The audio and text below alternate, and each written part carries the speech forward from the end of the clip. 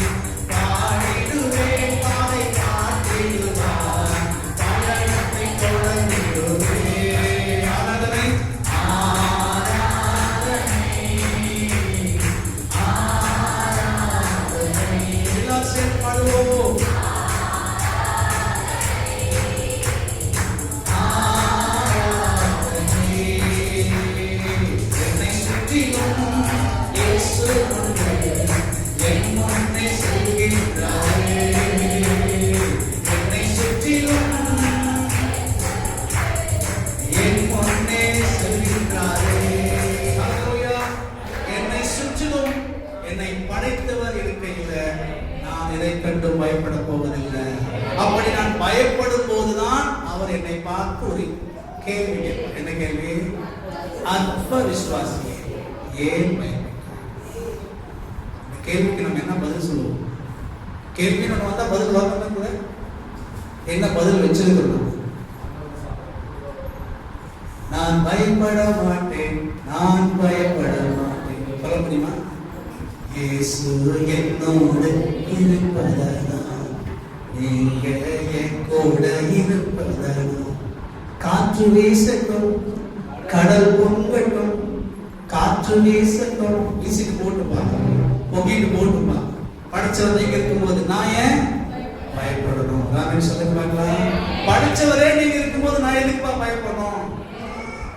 அல்லேலூயா.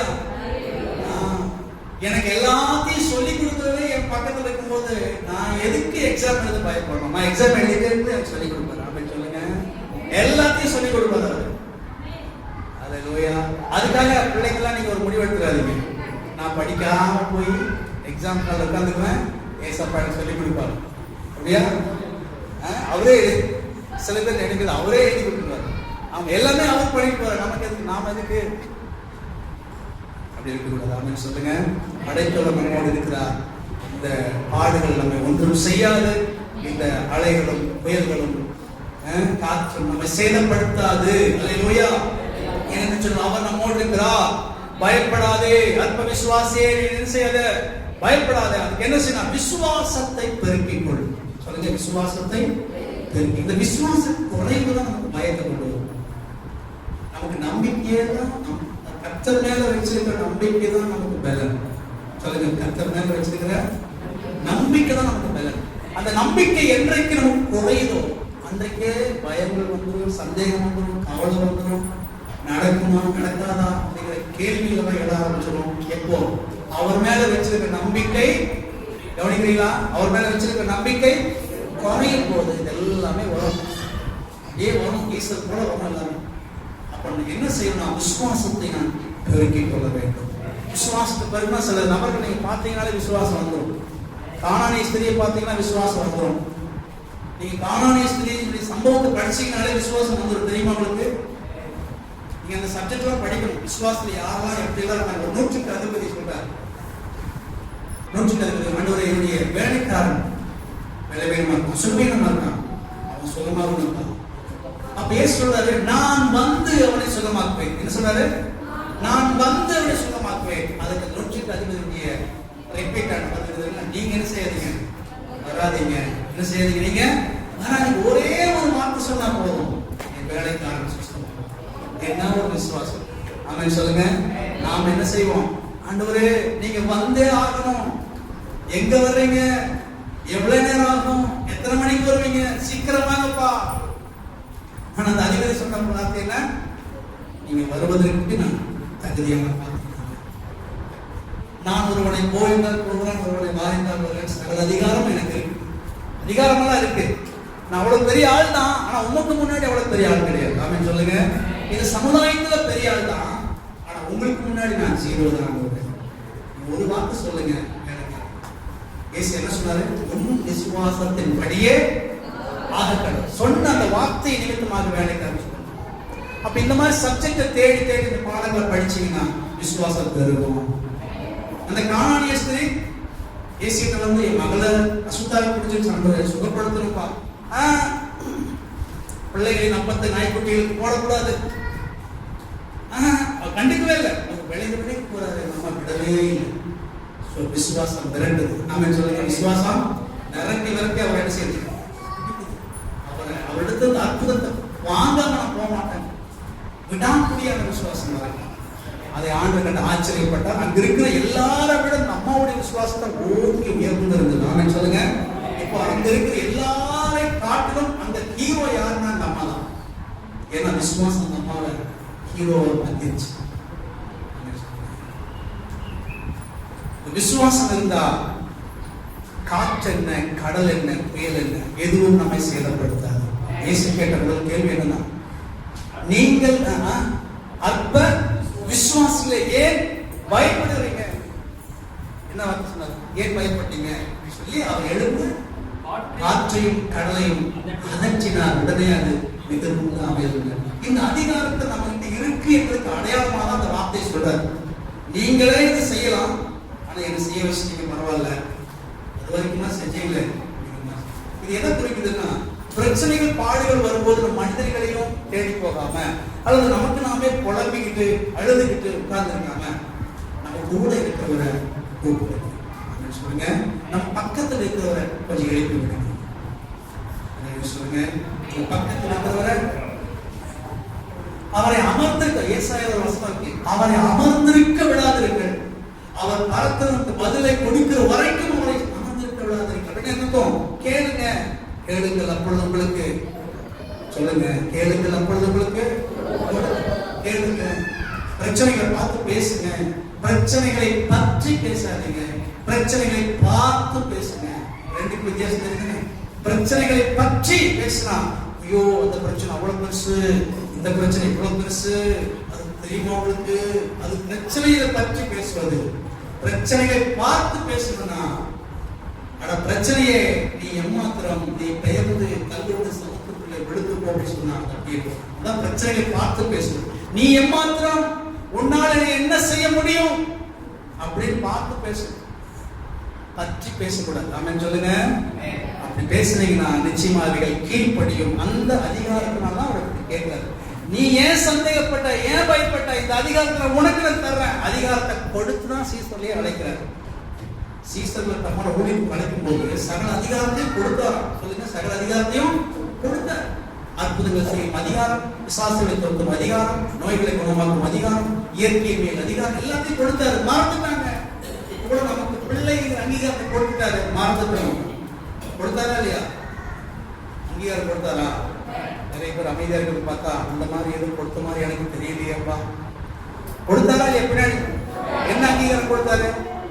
அவருடைய நாமத்துக்கு விசுவாசம் உள்ளவர்கள், அவரை ஏற்றுக்கொண்டவர்கள் எத்தனை பேர்களும் அத்தனை பேர்களும் அவருடைய பிள்ளைகளாகும்படி அதிகாரம். ஆமென் சொல்லுங்க.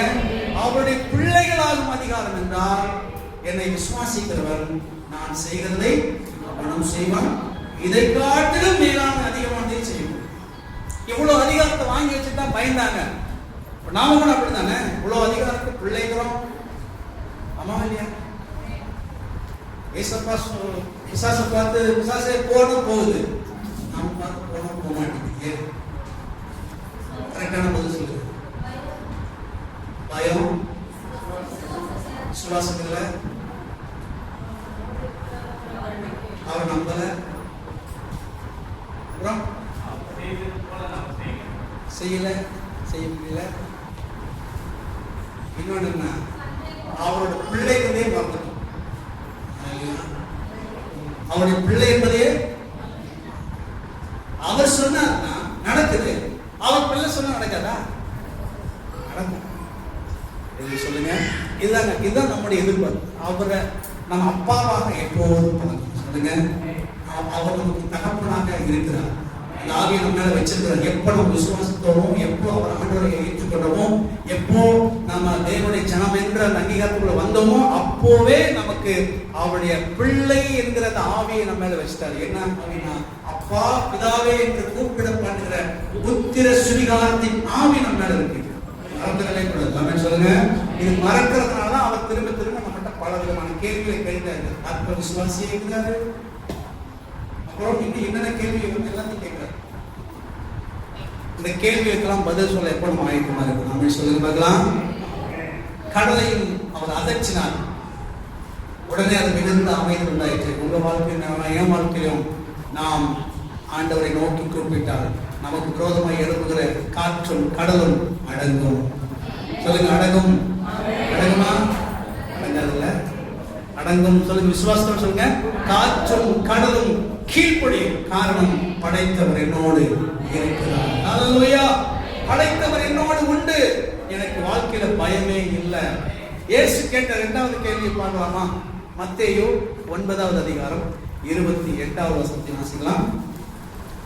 ஆண்டவரே இயேசு கேட்ட இரண்டாவது கேள்வி என்ன? அவர் வீட்டுக்கு வந்த பின்பு அந்த குருடர் அவரிடத்தில் வந்தார்கள். இயேசு அவர்களை நோக்கி இதை செய்ய எனக்கு வல்லமை உண்டு என்று விசுவாசிக்கிறீர்களா என்று கேட்டார். என்ன கேட்டாரு? இதை செய்ய எனக்கு வல்லமை உண்டு என்று விசுவாசிக்கிறாயா? எல்லாமே விசுவாசம் தாங்க. இந்த விசுவாசம் தான் அவருக்கு, அவர் நம்மகிட்ட எதிர்பார்க்க மிகப்பெரிய ஒன்று விசுவாசம் தான். அற்ப விசுவாசியே ஏன் பயப்படுறாரு? ஏன் சந்தேகப்பட்டாரு? ஏன் உங்களுக்கு விசுவாசமே இல்லாம போயிடுச்சுங்கிறாரு? இப்ப என்ன கேட்கிறாரு? இதை செய்ய எனக்கு வல்லமை உண்டு என்று விசுவாசிக்கிறீர்களா?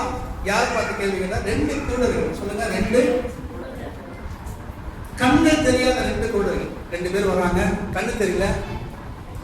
இப்ப அவங்க வந்து ஆண்டவர்கிட்ட சுகத்துக்காக, கண்கள் திறக்கணும், கண்கள் பார்வை அடைவதற்காக இயேசுவோட வந்து கேட்கிறாங்க. ஆண்டவரே எங்களுக்கு என்ன செய்யுங்க, ஏதாவது செய்யுங்கப்பா, எங்களுக்கு நன்மை செய்யுங்கப்பா கேட்கிறாங்க. பாருங்க.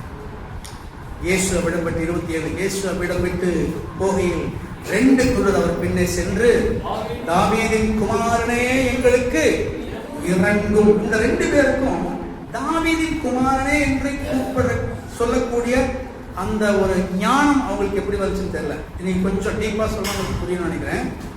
அங்க யாருமே இயேசுவை ஏற்றுக்கொள்ளல. நல்லா கவனிங்க. பெரும்பான்மையான ஜனங்கள் இயேசுவை நம்பவில்லை. சரிங்களா? நான் சொல்றது புரியுதுங்களா?